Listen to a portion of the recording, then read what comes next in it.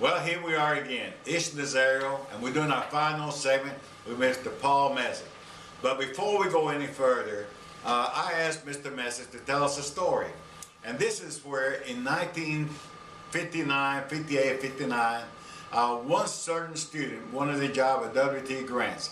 His name was James Mezick. He graduated in 1960. Well, James wanted to work at W.T. Grant. So Mr. Mezick went to W.T. Grant's here in Columbus, and Mr. Mezick, tell us the story. Well, we had to visit those students, and we had to see what their situation was and what kind of working conditions and the pleasantry around it, how they were learning and what they was being able to convey to the other personnel, so that they know that they had high school students that was learning to work in the industrial part of the trade. So in this particular case, Mr. Grant, he had a monkey, and as I walked up, that monkey undoubtedly got startled in some way, and what he did, I reached over to grab him. I thought he was going to fall or hurt himself, and I reached to grab the monkey. And when I tried to grab the monkey, it excited the monkey. And what the monkey did, he reached over and grabbed Mr. Grant. And when he grabbed Mr. Grant, as nature would have it, it took its course, and he began to mess up Mr. Grant. And when he did that, I knew I was in trouble, because there I was getting the boss all messed up, and was hoping that everything would go okay for that particular interview. And I tried to smooth it over. I think the employer, he was kind of a little unhappy about it, and he let me know later that you don't grab the monkey. Well, that's a great story. You know, the extent, the measures that you had to go through just to find jobs for the students. Back to Baker High, I know you had some others that were successful in the restaurant business. I think one was a Chester boy. It wasn't Neil Chester, Ray Chester. Ray Chester. And Ray, I think he was very successful in the restaurant business, and so on. Now, at Baker High, so I'm told, some of the girls consider you a very good-looking guy. You was their man. You was their man. I mean, literally, back in 1950s and 60s, you were the #1 stud right there, and even the football players. I said, we thought you was a nice guy, nice-looking guy, always very friendly to all of us football players. And I know at Baker High School, you were a very friendly person. Now, having said that, I know that those girls at Baker High were too young for you, and some of them really, you weren't that much older than they were, because you were a much younger man at that time. But they tell me that you used to date some of the teachers at Baker High that were single at that time. Was that correct? Yes, I did date some of the young ladies. I see.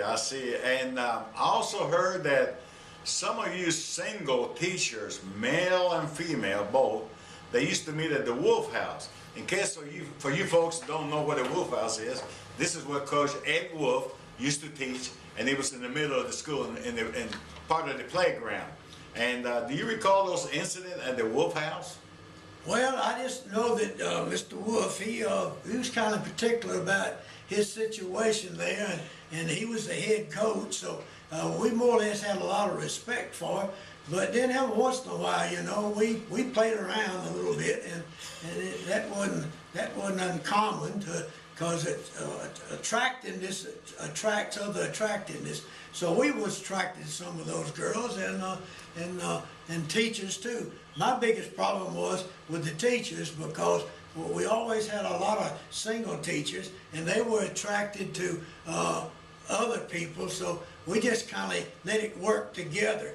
And from time to time, we did date. We had a lot of fun, and I wish some of those days were still happening today. Oh, I can imagine that.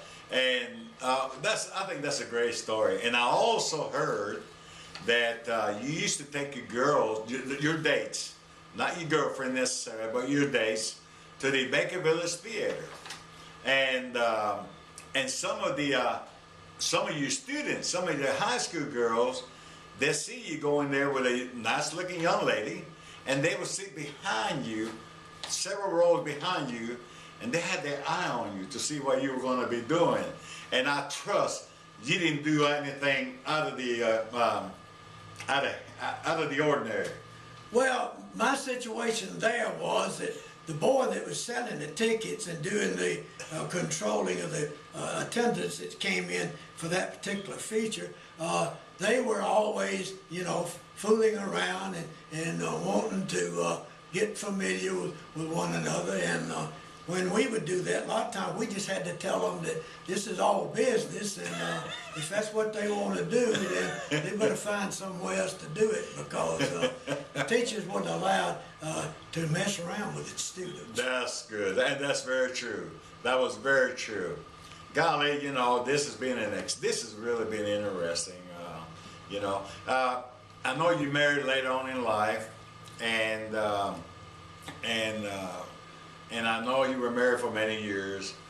And anyway, what would you like to say, Mr. Mezick, to your former students at this time, that those of us that are still alive and are still interested in you? Because, you know, you were very influential to many of them. You gave them the incentive that they needed to go forward, to find jobs, and to excel in life. The same incentive that you had when you were younger in high school, at Peppermint, at Opelika High School. You transfer that incentive to your students at DCT. What would you like to say to them? Well, I've had a lot of those students since we've all got older and more mature and have learned a lot. But I have never found a DCT student yet that wasn't cordially to people that they come in contact, that they did the very best job they could, and that they tried to impose upon them the importance of learning the trade that they're going to be making their life in, and going the way that nature would have them to do, mentally and physically.